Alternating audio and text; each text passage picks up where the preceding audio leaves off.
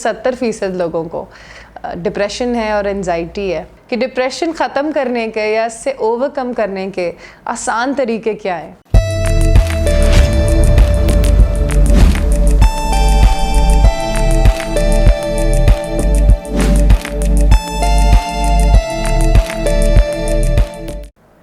आजकल हम सबको तकरीबन 70% लोगों को डिप्रेशन है और एंजाइटी है, तो सोचा ऐसी क्यों ना आसान सी वीडियो बनाऊं जिसमें बताऊं आपको कि डिप्रेशन ख़त्म करने के या इससे ओवरकम करने के आसान तरीके क्या हैं। सबसे पहले तो मैं आपको ये बताना चाहती हूँ कि हमारे माशरे में ना बचपन से हमें बताया गया है कि सुनो, अपने मुँह का निवाला भी किसी और को दे दो, ये बहुत अच्छी बात है। सुनो, अपनी चीज़ें दूसरों को दे दो, पहले दूसरों का सोचो, अपना बाद में सोचो। ये चीज़ तुम्हें अच्छा इंसान, ये चीज़ तुम्हें बड़ा इंसान बनाएगी। बेशक ये बात सही है, मगर कहीं ना कहीं जब हम बड़े होते हैं तो हमें ऐसा लगता है कि वी डोंट डिज़र्व इट। अमूमन लोगों को डिप्रेशन इसलिए होती है because they think that they are worth nothing. उनको लगता है कि दुनिया में, ज़िंदगी में उनकी कोई अहमियत नहीं है, या दे डोंट डिज़र्व लव। हम लोगों को ये बात सीखने की, समझने की ज़रूरत है कि सेल्फ़ लव में और सेल्फ़ ईगो में बहुत फ़र्क है। इन सारी चीज़ों ने जो बचपन से हमें प्रोग्राम की गई हैं हमारे माइंड में, हमारे एनवायरनमेंट की तरफ से, हमारे प्रॉबेबली बड़ों की तरफ से, उसमें हम कंफ्यूज हो गए हैं। हमें ये समझ नहीं आ रहा कि सेल्फ़ ईगो क्या है और सेल्फ़ लव क्या है। अपनी ज़ात से मोहब्बत करना कोई गुनाह नहीं है। अपनी ज़ात से मोहब्बत करना ईगो नहीं है। हम जब ये सोचते हैं कि हमें अल्लाह ताला के बंदों से मोहब्बत करनी चाहिए, प्यार करना चाहिए, इसलिए क्योंकि वो अल्लाह ताला के बंदे हैं, तो हम ये क्यों भूल जाते हैं कि हम भी तो अल्लाह ताला के बंदे हैं। हमें अपनी ज़ात से भी तो मोहब्बत करनी है, हमें अपनी ज़ात की भी नीड्स और डिमांड का ख्याल करना है। एक आम सी औरत उठा के देख लें जो एक हाउसवाइफ होगी, या एक बहन उठा के देख लें हमारी सोसाइटी की, जो कि अपने शौहर की, अपने बहन भाइयों की या अपने बच्चों के सारे कपड़े किस तरीके से इस्त्री करके तय लगा के रखती है, और अपने कपड़ों के बारे में उसको कोई होश ही नहीं होता। सबकी नीड्स का, डिमांड का, इसको इस टाइम यहाँ जाना है, इसको उस टाइम खाना चाहिए, उसको खाने में ये पसंद है, उसको पहनने में ये पसंद है, और वो औरत कहीं ना कहीं खुद अपनी ज़ात को भूल जाती है। बिकॉज उसको ये लगता है कि उसकी सारी वर्थ, उसकी सारी कीमत लोगों को सर्व करने में है। इसका मतलब ये नहीं है कि हम इस प्रोसेस में अपनी ज़ात को भूल जाएं।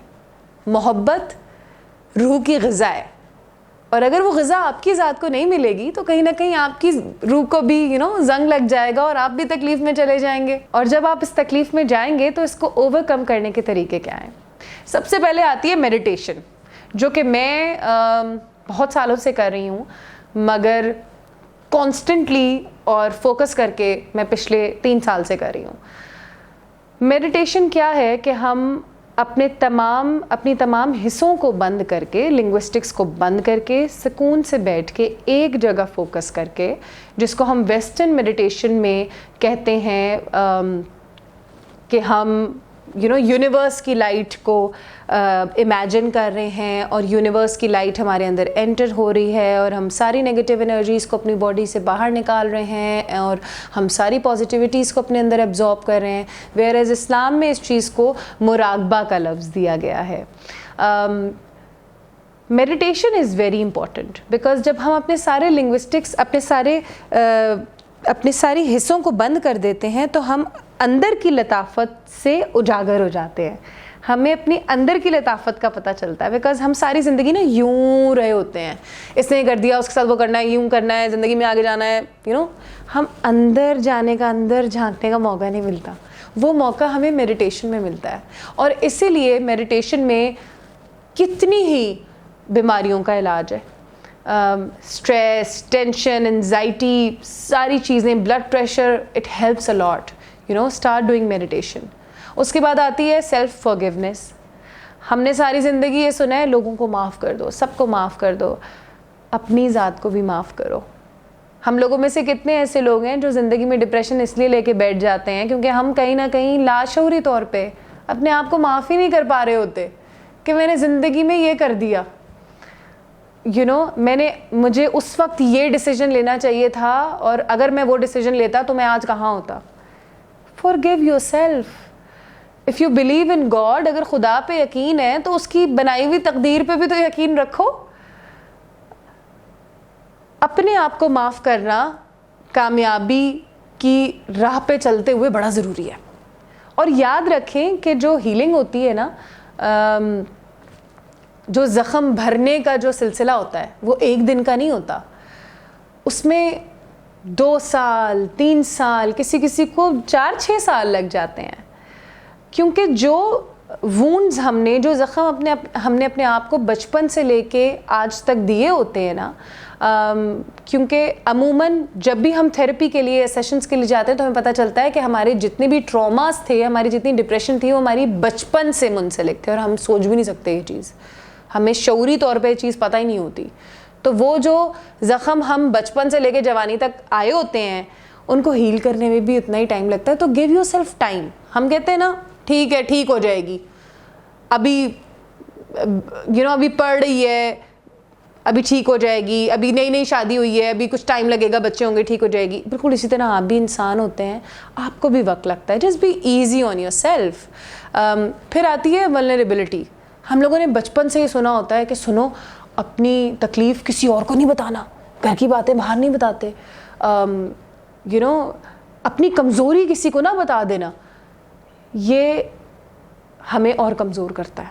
ट्रस्ट मी, आपके अंदर ताकत और हिम्मत तब आती है, आप तब ताकत और हिम्मत का सबूत देते हैं जब हम अपनी तकलीफ़ किसी को बता रहे होते हैं। वरना कितने ही लोग अपने दिलों में अपने ज़ख़म लेके बैठे हुए और उनके अंदर इतनी हिम्मत ही नहीं है कि वो उठ के खड़े होकर बताएं कि हाँ, मैं ज़िंदगी में इस चीज़ से गुजरा हूँ। और जब एक इंसान उठेगा ना, तो उसको देख के 10 लोग उठेंगे, और जब 10 लोग उठेंगे तो उन 10 के 10 को पता चलेगा कि आई एम नॉट अलोन, मैं अकेला नहीं हूँ, मैंने ज़िंदगी में ये चीज़ें अकेले नहीं देखी, ये बड़े बड़ों के साथ होती हैं। वहाँ से आती है करेज। तो ये चीज़ें हम लोग बचपन से प्रोग्राम कर दिए गए हैं कि अपनी कमज़ोरी किसी को नहीं बतानी, अपना दुख तकलीफ़ किसी को नहीं बताना। और यार, फिर अल्लाह ताला ने इतनी खरबों की आबादी दुनिया में क्यों भेजी? Because we are made for each other, coexistence. You need me, I need you. आपको मेरी ज़रूरत है, मुझे आपकी ज़रूरत है। We need to share, we need to connect. Start connecting with people if you are depressed. Seek for help.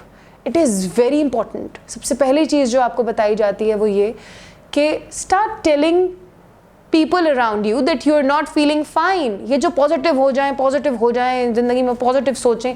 ये positivity का जो आजकल लोगों को ट्रॉमा दिया हुआ है ना, ये बड़ा मुश्किल है।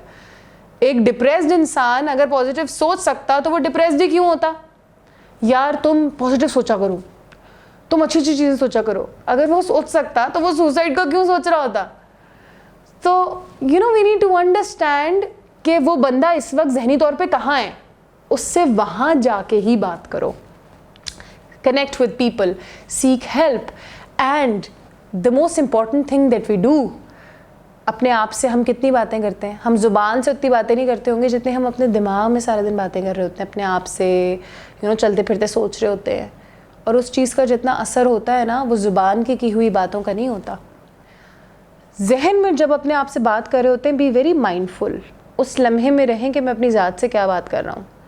बिकॉज़ 90% अगर आप अपनी ज़ात से नेगेटिव बात करेंगे ना, तो वो नेगेटिव कमांड ही लेगा, फिर वो नेगेटिव काम ही करेगा।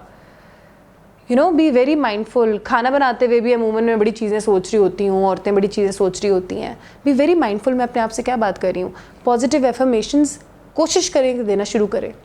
लोगों की सारी ज़िंदगी गुजर जाती है, लोग एक बंदे को कुछ ना कुछ समझाते रहते हैं, डिप्रेस्ड इंसान को, सही हो जाओ, ज़िंदगी की तरफ वापस आओ, पॉजिटिव हो जाओ। उस बंदे के आगे बीन बजा रहे होते हैं वो लोग। और एक दिन आता है कुछ कि वो अपने में कुछ सोच रहा होता है, और एक दिन आता है कि वो डिसाइड कर लेता है कि उसने अब चेंज होना है। वो होती है सेल्फ टॉक। इतना गहरा इम्पैक्ट होता है उसका इंसान की ज़िंदगी में। वो सारी चीज़ें जो आप करना चाहते हैं पॉजिटिव होने के लिए और डिप्रेशन से बाहर निकलने के लिए, सबसे आसान काम है कि जहाँ पे आप सोते हैं अपने घर में, उसके सामने एक बोर्ड बना के आप लगा सकते हैं, अच्छा प्यारा सा सजा के, कि आपको टू डू लिस्ट क्या है टूवर्ड्स पॉजिटिविटी।